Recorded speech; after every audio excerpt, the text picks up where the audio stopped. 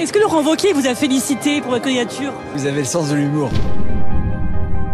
Ne devons rien à François Bayrou. Ma parole peut être libre.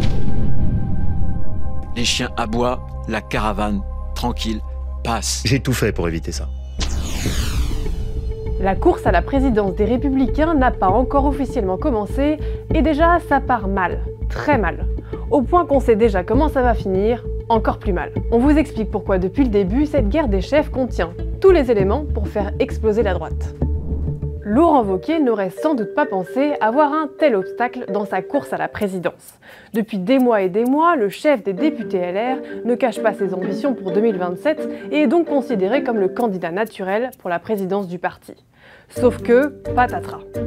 Ça y est, Bruno Retailleau, le phénomène politique de l'hiver, se lance. Le ministre de l'Intérieur annonce qu'il sera donc candidat à la présidence du Parti des Républicains. Bruno Retailleau défie Laurent Wauquiez. Jusqu'ici peu connu du grand public, le sénateur, devenu ministre de l'Intérieur, connaît un boom de popularité auprès des Français séduits par sa fermeté et ses idées conservatrices. Sauf que Laurent Wauquiez l'assure, les deux hommes avaient conclu un pacte, l'Intérieur pour Retailleau, la présidence du parti pour Laurent Wauquiez. Nous nous voyons. On évoque évidemment cette question du parti, du calendrier et de l'élection. Et ses propos étaient à l'époque totalement clairs. C'était clair, c'est-à-dire qu'il vous dit à ce moment-là, je te soutiendrai. C'est évident. La bataille commence donc sur un sentiment de trahison, et ça, c'est pas bon.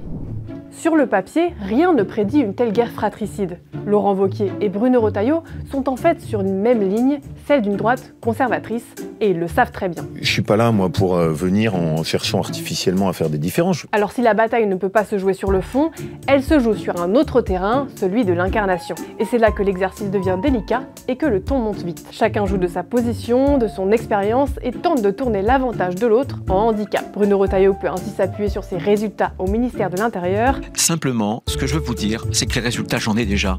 Quand Laurent Wauquiez se présente en homme libre, indépendant de la Macronie. Ne devons rien à François Bayrou. Ma parole peut être libre. Oui, je pense que les Français ont besoin d'un ministre de l'Intérieur à temps plein. Et oui, je pense qu'il faut qu'on aide Bruno à réussir dans cette mission et je le ferai comme président de notre parti.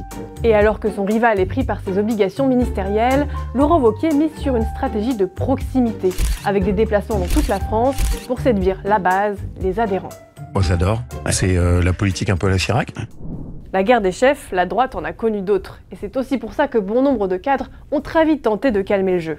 Il faut se calmer, hein. J'aime beaucoup Bruno, mais là c'est très fébrile quand même. Pourtant, le duel fratricide semble inévitable. Et la publication du nombre de parrainages par la haute autorité du parti samedi 23 mars en est la preuve. Largement devancé tant en nombre de parrainages d'adhérents qu'en soutien de parlementaires par l'équipe Retailleau, l'équipe Wauquiez a crié au scandale, mettant en cause la méthode de décompte. Par la voix du LR Geoffroy Didier, elle prévient. Nous resterons constructifs mais extrêmement vigilants sur les règles qui s'imposent à l'organisation d'un vote démocratique. Des mots qui rappellent la guerre de succession entre Jean-François Copé et François Fillon en 2012. Sur fond de soupçons de fraude, les deux hommes avaient revendiqué la victoire, plongeant la droite dans une crise historique.